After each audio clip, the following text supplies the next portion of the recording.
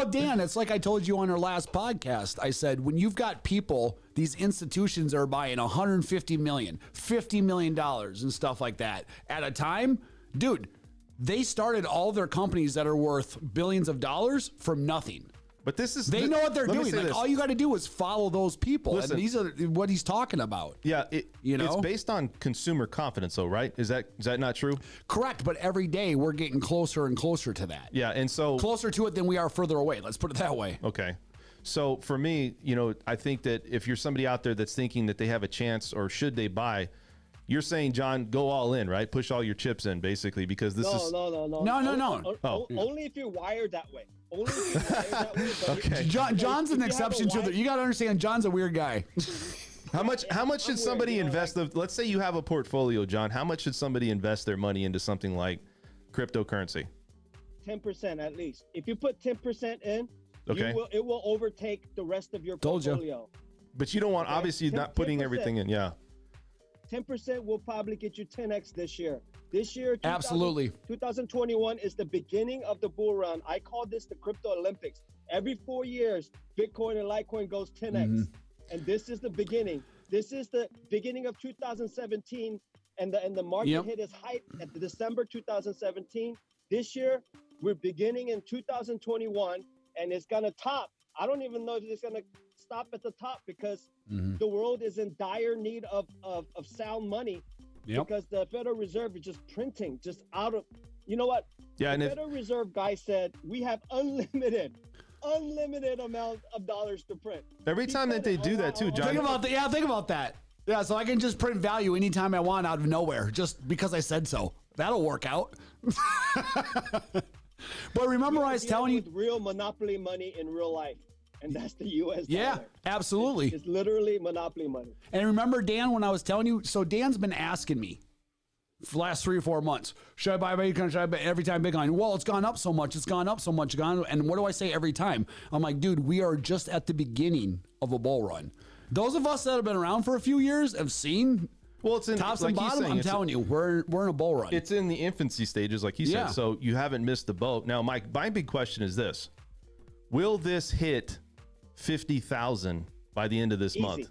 By the end of this month? Hey, no. I don't know by the end of this month. It's very possible. I just want to know. I just want to tell you, I have on record on Twitter. I predicted in November that before 2020 is over, Bitcoin was going to hit 35,000. I missed it by 203 days. Yeah, he did. I missed it by $200, and I missed it by 3 days. Okay. So listen to this, Dan. So you say you see nothing yet. What do you think Litecoin's going to go up to? Listen, Litecoin will go 4 digits. So at least 1,000, right? 4 digits. Right. And what's it at right now? 155, something like that. 150, 150. Bitcoin, Litecoin, Ethereum. Yep. In my opinion, this is not financial advice, but it is. Okay. Wink, wink. I will not answer your phone call whenever the market dips a little. Okay. I will also not accept a phone call and donation when you hit 10x. Yeah. Keep it. All right. Yeah. So take my advice right now. We're at the beginning of the bull market. All the blue chip cryptos will 10x within 15 months. Yep. And I mean, listen, dude, last time that Bitcoin hit its height of $20,000, Litecoin was up to like 330, 340, something like that. Bitcoin's doubled what its high was last time. Litecoin's still only at 150. Litecoin has its run yet to come. Its true run. Well, so if it's going to go over 1,000 and it's only at 150, Dan keeps on asking me. He's like, "Oh, I'm going to buy some Bitcoin." I said, "Dude, if you were smart, I would buy just Litecoin right now." Yeah, I mean, there's an alternative, and I think that's why I was going to buy. You know what?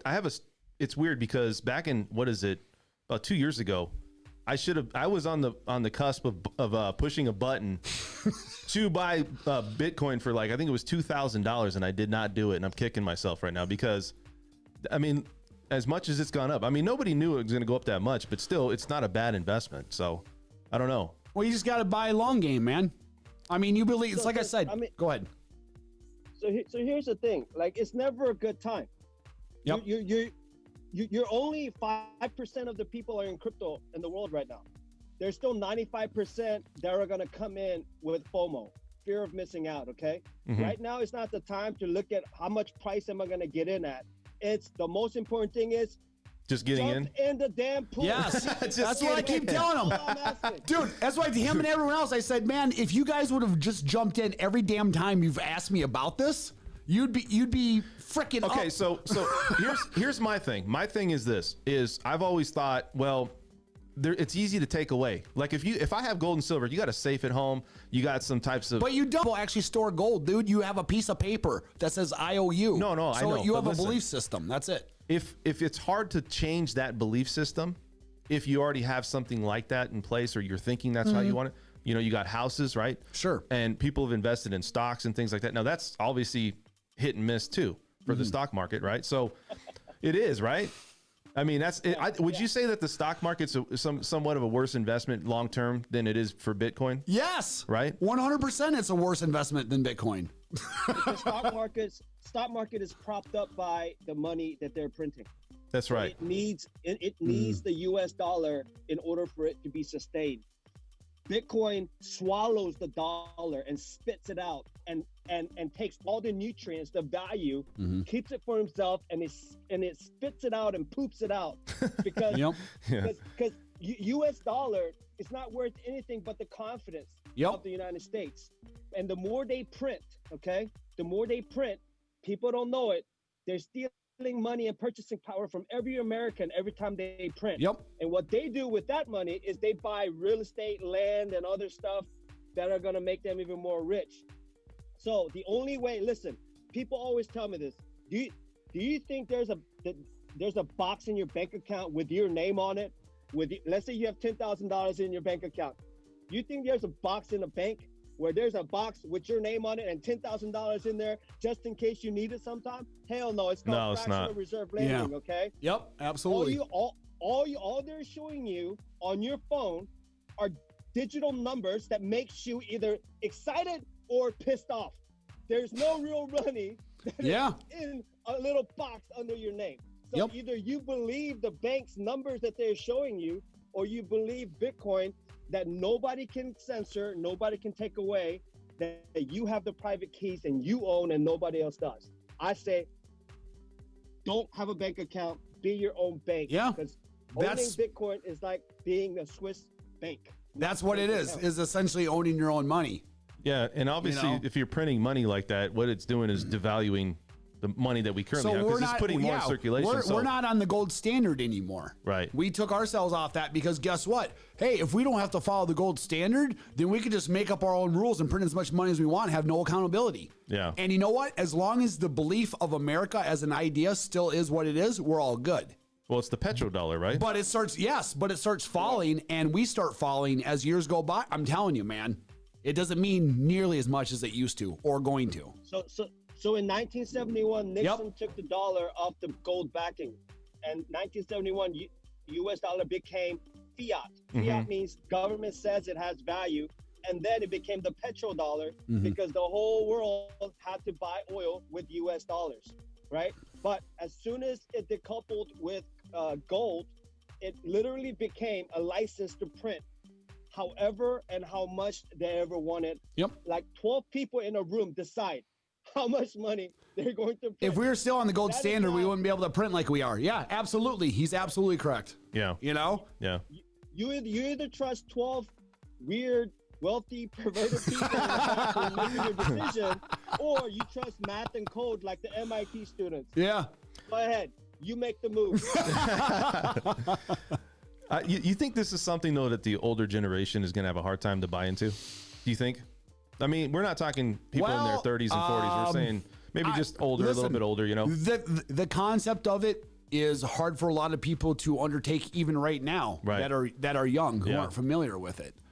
But listen, it's the way you look at it, I guess, in a sense, right? If I was to explain to you, or someone's to explain to me how you exactly go about determining and printing out money and the process of printing money, and then it goes over here, then here, and then finally in my hands. If you explain the whole process of it, and how it's set up and stabilized and stuff like that, it would probably get pretty complicated. All I know is that entirely as a whole, belief system is we believe it's this or we believe it's that. So to me, and like he's saying, is we're closer to the day of the belief system being completely shifted over. And that's all it takes is that belief system, because the way that Bitcoin is set up is it's designed so that nobody and nothing can manipulate it. There's no gold standard it needs to run by. It's its own standard. Yeah. Well, and you know what? I think it's just one of those things where if you weren't, you gotta believe in something. Okay. And I think that's that when I say the consumer confidence, that's what I always ask, well, why are people investing in this? Look at it this way. Why are they putting so much money into this? This way, it may be harder for an American who's in a great country like this and economically fine to want to kind of grasp the idea. Right. But 2/3 of the world doesn't have a bank account. Yeah. This is their bank account. 2/3 of the world, this is their way of being able to store money and have money. What if you're going from one country to the next? Okay, let's say that your country's getting war torn and ISIS or somebody's moving into your country. You can take suitcases of your money that's essentially worthless and bundle it up and walk across this border. No, but your Bitcoin's right on your cell phone. See, and you can take that from border to border to border to border. Yeah, John, I'm a novice at this, right? So Brett's saying good information, and I'm sitting here thinking, well, there's dollars that are being printed, right, in circulation. We're talking about that $1.9 billion stimulus. Is there a point where we're not going to have, because there's a cap or there's a limit on how much Bitcoin or how much cryptocurrencies out there? Couldn't you just create another avenue of cryptocurrency once it's all full and everything's done and there's nothing else to buy? Because like Bitcoin, it gets to a certain point and you can't buy anymore. So couldn't you? Well, there are, but the belief system is that Bitcoin is the king daddy of it all. No, I get it. And it's so much further advanced with the belief of it. Yeah.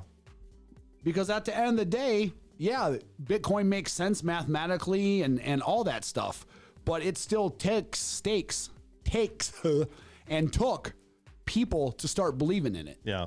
John, what is the amount of cryptocurrency left? I mean, there's a tremendous amount left, right? People aren't, because I was told that there's a certain amount that you can buy, and then once that's gone, there's nothing else you can do, right? Bitcoin for one.